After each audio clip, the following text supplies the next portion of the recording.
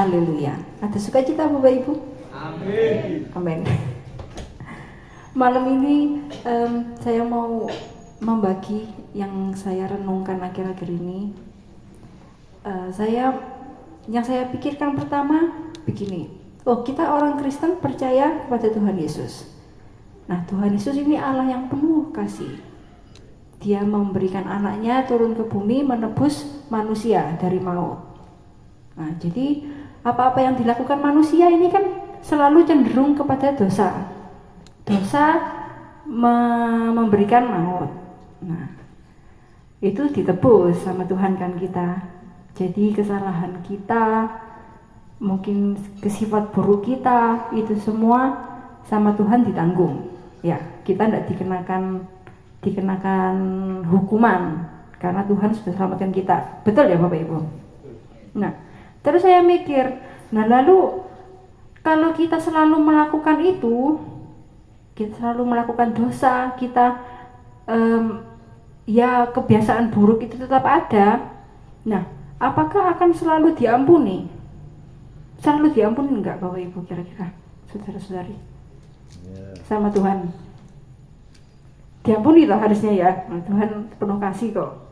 Kasihnya besar sampai wis wayang tok mengasihi sungguh. Yang penting kamu selamat, kamu bersama-sama dengan aku di rumah Bapa. Kan begitu ya Tuhan Yesus ya. Nah, terus saya mikir loh, lah kok cek enak sembarang nglakoni iki nglakoni iku, kebiasaan buruk yes piye maneh wong senamanya juga saya manusia, pasti ada kesalahan. Ngono terus ya kan. Tapi Tuhan tetap diampuni. Nah, itu memang betul sama Tuhan diampuni kan. Nah, tetapi berarti kan akhirnya kita dari dulu sampai sekarang, mungkin dari mulai percaya Tuhan Yesus, mungkin ada yang dari lahir, ada yang sudah 50 tahun, baru 30 tahun, baru 10 tahun, baru 5 tahun ikut Tuhan. Kalau kita tetap mikirnya apapun yang saya lakukan, oh Tuhan ampuni, Tuhan ampuni. Tapi tidak pancet ngono ae ya kan. Nah, ikut terus piye? Masa dari dulu sampai sekarang wong iku pancet gak ngono, ikut Tuhan sama enggak ikut Tuhan sama aja. Iya, Mbak Oya, wong saya ini meneladani Tuhan Yesus. Tuhan Yesus kan dari dulu sampai sekarang enggak berubah. Saya juga. Nah, itu nah terus saya mikir, nah kalau kita seperti itu terus ya mikirnya oh Tuhan pasti maklumi, Tuhan pasti ngampuni. Berarti kan kita sama dengan tidak berkembang ya, tidak naik tingkat atau tidak bergerak, pancet yang ngono, diem di situ terus. Nah, padahal apa? Tuhan kan sudah mengajak kita kan. Tuhan mengajak kita nih, ayo ikut aku. Kita iya Bapak, ikut. Tuhan Yesus percaya. Tapi habis ngomong ikut, diem tok di situ, ndak nyapo-nyapo. Nanti Tuhan lah, mbuh gendong aku kayak nyeret aku kayak, pasti Tuhan bawa lah. Saya bayangin seperti itu. Nah, kita baca dulu aja bersama-sama yuk di Matius 16 ayat 24. Di Matius 16 ayat 24. Nah, ini sering kita baca pasti ayat ini. Matius 16 ayat 24. Sudah ketemu? Oke, kita baca bersama-sama. 1, 2, 3. Lalu Yesus berkata kepada murid-muridnya, setiap orang yang mau mengikut aku, ia harus menyangkal diri, memikul salib, dan nah, ini sudah ajakan Tuhan Yesus. Ayo ikut, kamu kalau mau ikut gini. Lalu ikut aku. Nah, saya bayangin gini, menurut Bapak Ibu misalnya ya, Bapak Ibu sudah punya angan-angan, saya hari Sabtu jam 9 pagi mau makan pecel di dekatnya patung polisi. Nah, terus pas mau berangkat, ya kan sudah ada tujuan ke pecel kan, jam 5 pagi, biar enggak ngantri. Ada saudara kita datang nih, teman kita, sahabat kita datang. Loh, tepak aku apa nang pecel melo. Aku mau banget pecel. Ya wis yo, budal. Nah, kita jalan berangkat. Tapi sahabat kita ini diem tok. Duh, ayo jare melok, ayo ikut. Loh iya aku gelem melok, tapi wonge meneng tok nang kono. Nah, nang pecel sebelah patung polisi, aku ngerti perempatan niku nah ke utara toh. Oh betul, ngerti padahal. Tapi dia diam terus. Kira-kira mangkel ndak Bapak Ibu? Iki dijak kok mek meneng tok, sida melu ora? Ya ndak selak keluwen kok. Nah, itu saya bayangkan seperti itu. Tuhan Yesus sudah ngajak kita, ayo ikut kita ngomong, iya Tuhan aku mau ikut sungguh. Tapi kita pancet kayak ngono modelannya. Itu sama dengan kita cuma diem tok ini loh, berdiri tok diem. Yang ngajak boleh apa kira-kira? Males ya Bapak Ibu. Ya walaupun Tuhan itu setia, betul Tuhan itu setia. Betul. Tapi apa? Tuhan setia ngajak. Tapi kita juga setia diem terus. Nggak mau melangkapi ya terus.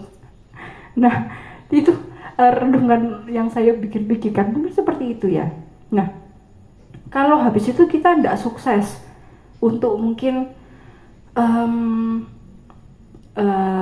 berkembang, berubah. Oke, saya ikut Tuhan, katanya Tuhan itu harus mengampuni, memaafkan. Pas ada wayai harus mengampuni, memaafkan, kita tidak berhasil memaafkan. Nah mungkin kalau untuk waktunya Tuhan itu kasih itu lemah lembut. Pas ada orang apa dia mau marah, kayak setiap kali gagal terus, marah terus. Nah yang terjadi apa? Perasaanku ya ditinggal. Kayak kita ninggal misal teman kita itu, wes tak ajak kok nang pecel, tak ajak melaku. Areke dengan sadar meneng tok. Mek ngomong tak ikut tapi gak melaku, ya tak tinggal. Saya sama seperti itu mungkin sama Tuhan. Ya aku sudah ngajak terus, tapi kalau kamu nggak gerak ya apa? Lagian kan sudah berpuluh-puluh tahun di dunia ini, kita bukan bayi lagi yang harus digendong ke sana kemari. Kita harusnya jalan sendiri. Tuhan nebus kita, ngasih kita kemerdekaan dari dosa. Kita ini sudah orang merdeka. Kita harusnya jalan sendiri, nggak iso digendong kemana-mana gitu. Kita punya kehendak sendiri, kita orang dewasa yang sadar penuh. Nah, lalu kalau misalnya diajak tetap diam, berarti kan tandanya nggak mau diajak. Nah, makanya itu saya terus mikir, berarti benar paling nyambung sama yang kita buka mungkin di Matius 22 ayat 14. Matius 22 ayat 14, satu ayat lagi. Kita baca bersama-sama. Matius 22 ayat 14. Yang sudah ketemu katakan amin. Amin. 1, 2, 3. Sebab nah, saya bayangno itu banyak itu Tuhan selalu setia manggil, tapi akhirnya yang kepeleh sedikit. Karena apa? Karena yang sampai di finish mek wong piro paling, sing liya mek wong meneng tok pancet nang kono. Saya membayangkan seperti itu. Kenapa? Ya karena itu, karena dia sudah dipanggil nggak jawab, dipanggil yang nggak jalan. Terus mungkin ada kalau di perumpamaan ini di Matius 22 tadi ini kan pernah kita bahas beberapa minggu yang lalu, ini perumpamaan raja membuat pesta perkawinan untuk anaknya. Ya ingat Bapak Ibu ya. Nah terus raja itu nyuruh hamba-hambanya, wes wayahe nyebarno undangan. Iku, kan biasanya bangsawan kayak kepala desa kayak sebarno undangan. Terus ternyata di situ dikatakan mereka tidak mengindahkan undangan itu, mereka malah kembali ke ladang atau atau mengerjakan usahanya. Nah, di situ tulis itu hamba-hambanya akhirnya balik. Raja tidak mau datang, balik di nang ladang, balik ngono nang tokone masing-masing misalnya ngono. Terus ya wes, lek ngono undangan semua yang ada di jalan, yang kira-kira mereka ini jadi berkeliaran di jalan. Kamu teriak-teriak aja, ada apa pesta undangan, ayo datang, kamu diundang raja. Nah terus akhirnya kan di perumahan itu kan banyak yang datang ke pesta.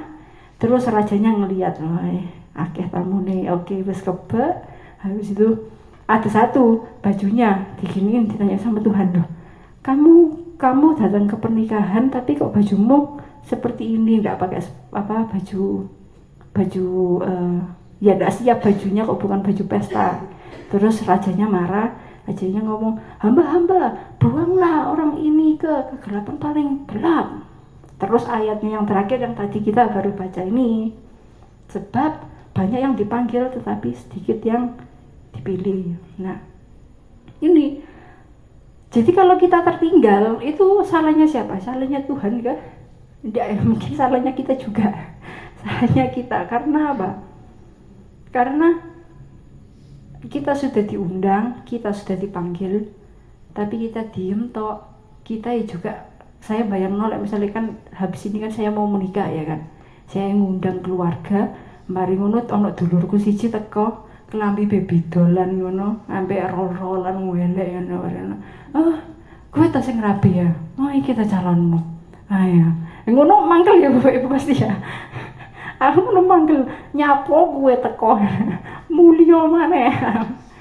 Nah, seperti itu kita kalau misalnya memelihara kebiasaan kita dari yang kita bawa sejak lahir, bertumbuh jadi orang, kebiasaan-kebiasaan tersebut mungkin yang bawaan itu jahat ngono. Ono berita apa ngono sing didelok langsung elek itu. Wah, cara wong iki menghakimi ngene-ngene.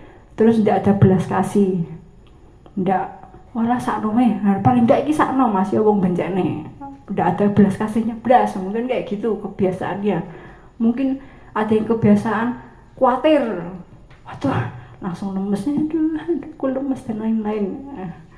Nah, ini orang khawatir kan ya banyak ayatnya ya kan. Terus mungkin banyak yang kebiasaannya mungkin ngapusi. Ngapusi itu kan, ngapusi kan juga tidak boleh ya. Kalau di Amsal ini dikatakan orang yang dusta bibirnya adalah kekejian bagi Tuhan. Mungkin dari kita dan saya juga ada kebiasaan-kebiasaan seperti ini yang susah sekali untuk dihilangkan, diganti sama kebiasaan yang lain. Nah, terus mesti kita ngomong, ya apalagi Tuhan, orang kita ini manusia, kita ini terbatas, pasti ono keseleone, keplincuke gitu. Nah, ini hati-hati karena nggak ada ceritanya Tuhan memaklumi orang yang pakai baju compang-camping tadi langsung diusir, dimasukin ke kegelapan. Nah, seperti itu. Iya. Mungkin Mbak Oya si Enom belum merasakan pahitnya hidup ya. Susahnya beratnya hidup ini gampang lah ngomong. Nah, saya minta tolong Bapak Ibu untuk mengingatkan saya. Mungkin kalau besok-besok ngono raiku sombong ngono lah, ndak apa-apa Bapak Ibu diomongi. Mbak Oya sombong raimu mencucu tok. Saya malah puji Tuhan untung diingatkan. Iya Mas Yus, paling Mas Yus nanti yang nganuin saya.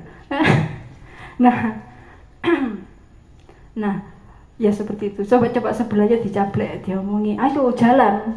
Sebelahnya coba dicaplek, ayo jalan, ayo selak keri loh.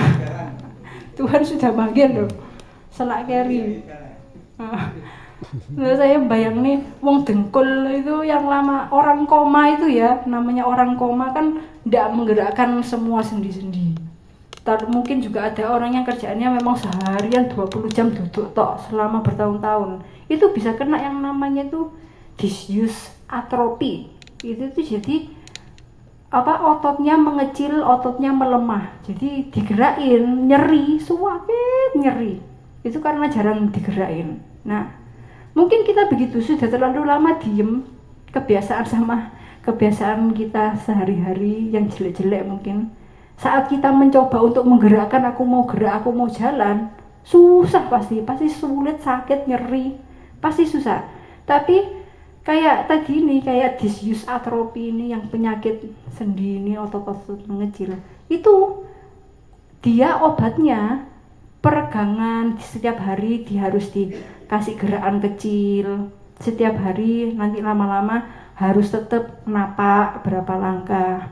Itu caranya satu-satunya untuk menyembuhkan, harus dilatih terus sampai ototnya kuat lagi, sampai bisa jalan. Nah, kita pun juga begitu, untuk menghilangkan kebiasaan lama kita harus mungkin sakit, mungkin sulit, tapi setiap hari coba langkah kecil, sampai kita bisa lari supaya kita terpilih. Amin. Amin. Nah, masa cuma motor Yamaha aja? Yamaha selalu di depan. Kita juga harus selalu di depan. Jangan diem tak Bapak Ibu. Amin. Karena Tuhan memanggil kita, kita harus jawab, ya Tuhan, aku mau, aku ikut. Ini aku jalan. Ini aku lari ngikuti Tuhan. Jangan sampai ketinggalan.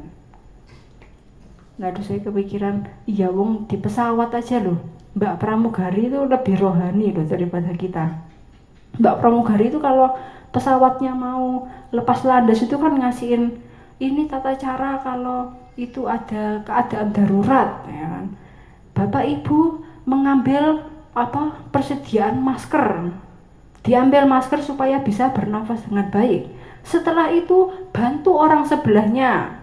Orang sebelahnya dikasihin masker supaya bisa nafas. Setelah sudah bisa nafas membantu sebelahnya, kita ikuti jalan, ada lampu, nanti mbaknya gini-gini, ada lampu, ya. Lampu ini akan mengarahkan kita kepada jalan keluar dari pesawat. Nah, sama seperti kita, ya. Mbak pramugarinya yang malah ngomong gitu. Kita itu begini, jadi harus cari oksigen, kita harus mengerti kebenaran firman Tuhan, lalu kita menolong mengingatkan sesama. Lalu jangan lupa ikuti, sudah ada petunjuk jalan kemana, kita harus berjalan sendiri ke pintu keluar supaya selamat. Ya intinya seperti itu Bapak Ibu, tidak ada yang gendong kita karena kita sudah besar, jadi kita harus jalan sendiri, kita harus ikut panggilan Tuhan, kita jalan sendiri. Amin. Sekian renungan malam hari ini. Ya, mari kita tutup Alkitab elektronik kita. Saya minta Bapak Yuan untuk menutup dalam doa.